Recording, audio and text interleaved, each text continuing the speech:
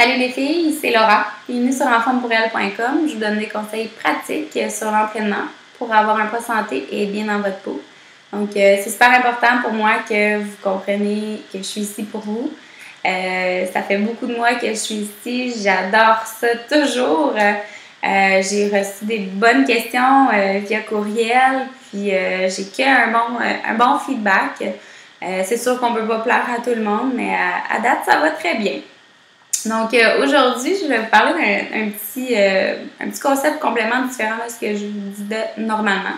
Je parle de moi, mais non, je parle beaucoup de moi déjà, là, ça je le sais. Mais c'est parce que j'essaie de faire référence à ce que je fais puis à ce que vous faites pour vous aider à comprendre, dans le fond, votre cheminement. Mais Maxime m'a suggéré aujourd'hui de vous parler un peu, c'est quoi qui me motive à compétitionner. Est-ce que c'est l'argent? Est-ce que je veux gagner de l'argent? Est-ce que je veux gagner de la crédibilité? Est-ce que je veux gagner la reconnaissance? En fait, quand il m'a demandé de faire il m'a pas demandé, mais il m'a proposé de faire une capsule sur ça. Je m'avais jamais posé la question, en fait, pourquoi je compétitionnais. C'est quelque chose pour moi qui est devenu un mode de vie. Je pourrais dire au début, ça a changé beaucoup les raisons pourquoi je compétitionne. J'ai beaucoup de remises en question aussi. Je dirais qu'au début, je compétitionnais pour mon accomplissement de soi, pour avoir un objectif.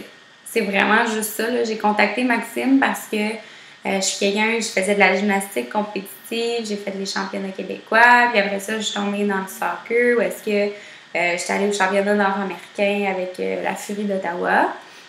Donc, j'étais très jeune, j'étais très compétitive, j'étais compétitive envers moi-même, envers les autres, je veux dire, j'étais toujours dans les sports. Puis, quand j'ai arrêté le soccer, je m'avais blessé les chevilles, puis c'était mon temps d'arrêter. Là, j'ai commencé l'école, l'université, puis je voulais changer un petit peu.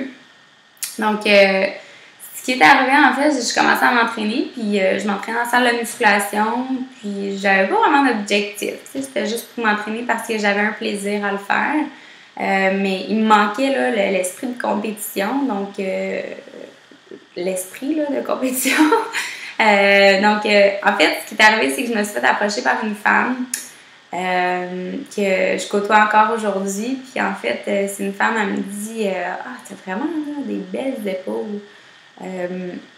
T'as-tu déjà pensé à faire des compétitions? Puis là, mon Dieu, c'est la première fois que quelqu'un me dit j'ai des belles épaules. Là. Normalement, c'est des belles fesses. Pas pour moi, mais je parle quand tu complimentes quelqu'un, tu dis rarement que c'est des belles épaules que la fille elle a, un gars peut-être. Là. Fait que là, j'étais comme, de quelle compétition tu parles? J'ai associé culturiste, là, j'étais comme, mon Dieu, je suis pas vraiment une culturiste, je veux pas être comme ça, je veux pas être masculine, ça m'intéresse pas du tout. Puis, quand je suis arrivée chez nous, j'étais allée m'informer, j'étais allée voir, j'ai vu qu'il y avait du figure, j'ai vu qu'il y avait des fitness modèles, des bikinis, que c'était pas juste des grosses femmes avec les grosses doigts roses, puis qui avaient l'air justement des hommes. Fait que ça m'a fait comme c'est peut-être quelque chose qui pourrait me motiver, c'est peut-être quelque chose qui pourrait être pour moi. Mais je te dirais, ça m'a pris un bon 1 an avant de commencer avant de faire les démarches pour contacter quelqu'un. Puis dans le fond, je me suis fait référer Maxime Saint-Onge de mon gérant où est-ce que je travaillais avant, dans un gym. Puis j'étais allée à Montréal. Je me suis assise avec Maxime, j'ai expliqué pourquoi je voulais en faire, puis il m'a tout expliqué les détails, dans le sens que c'est pas un monde facile, on se fait juger, on s'entend que, en tant que femme, de se faire juger, c'est vraiment pas évident, là, fait que ça m'a comme un peu remise sur la page, sur la bonne page.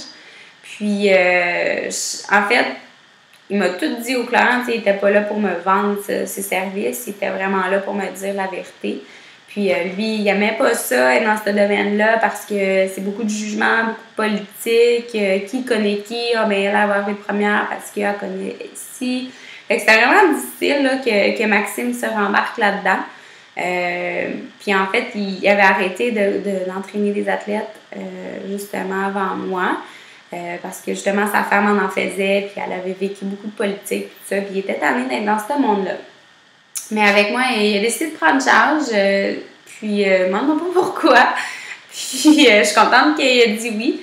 Puis, dans le fond, depuis ce temps-là, il en entraîne encore plus. Fait que je veux juste vous expliquer aussi, dans le fond, dans ma deuxième capsule, qu'est-ce qui me motive encore à ce jour à compétitionner.